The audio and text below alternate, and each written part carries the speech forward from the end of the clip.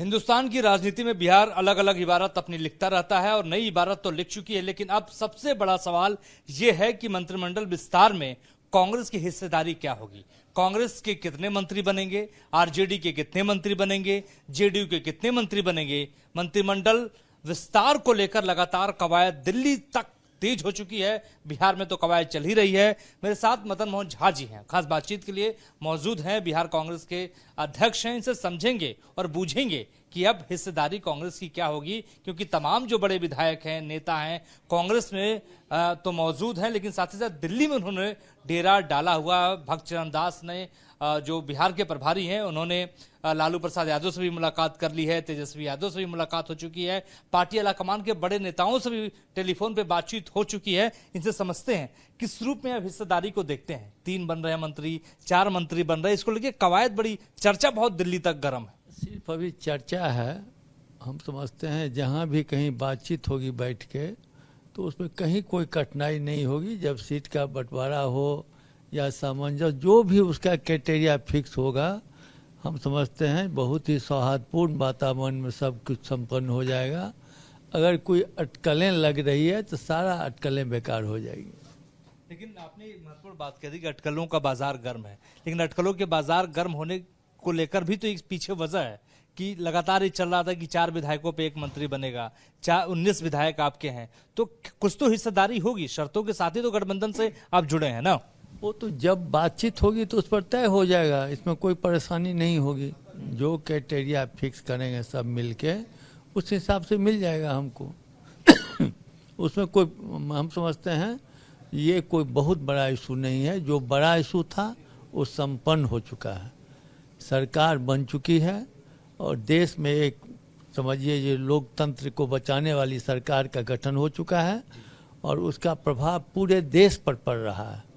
इसलिए छोटी छोटी बातों पर न मुझे ध्यान देना चाहिए, न अन्य लोगों को देना चाहिए। बिहार कांग्रेस के अध्यक्ष हैं और ये जरूरी भी बनता है कि एक सम्मानजनक स्थिति कांग्रेस की हो।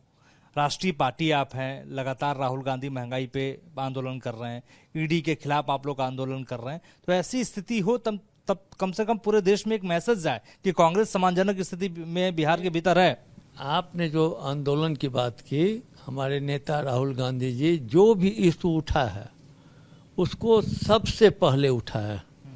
आप उसमें सम्मानजनक मेरी भागीदारी हो, देश के जनता के हित में जो काम हो उसमें मेरी भागीदारी हो।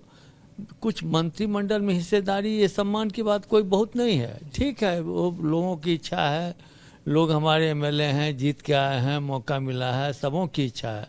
लेकिन सम्मानजनक ये होगा कि इस सरकार कुछ करके दिखाए और उसमें इस कांग्रेस पार्टी का पूर्ण योगदान रहे, यही सबसे बड़ी योगदान होगा। अब तक 4 मंत्री पद की बात हुई है, स्पीकर की भी बात हुई है, कहां तक बात बनी है? नहीं, ये सिर्फ अटकल का बाजार है।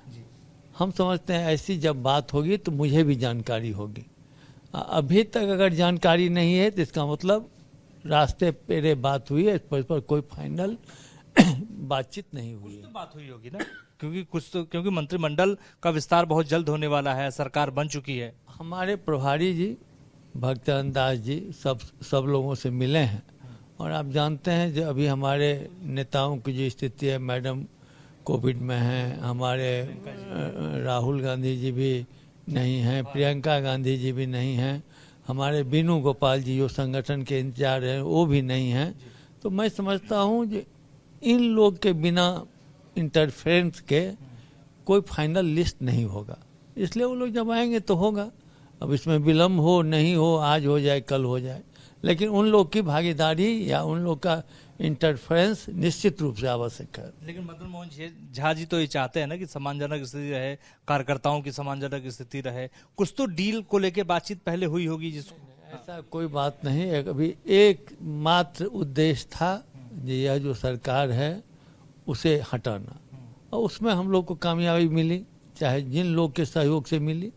तो मैं समझता हूँ ये आगे भी जो होगा सब आदमी मिलजुल के कर लेंगे। एक और सवाल पैदा हो रहा है, लगातार लोग कह रहे हैं कि नीतीश कुमार के नेतृत्व में अब विपक्षी दल एकजुट होंगे।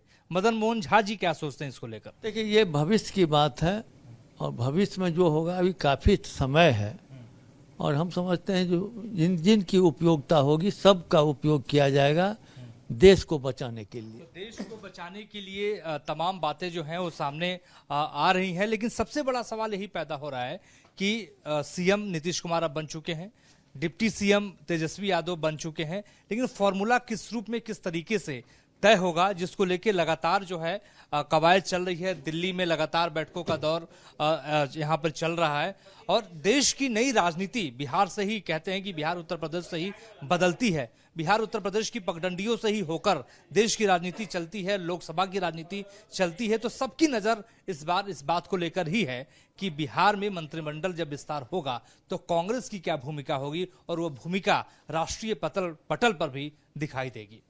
वीडियो जर्नलिस्ट सुभाष चंद्र के साथ मोहित राज दुबे, न्यूज़ 18 दिल्ली।